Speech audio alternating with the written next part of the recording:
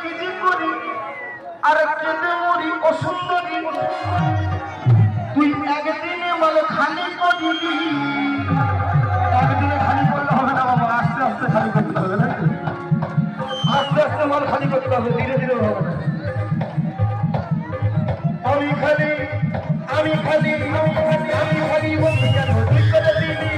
আমি খালি বন্ধু কেন তুই করে দিবি কারো সখী রে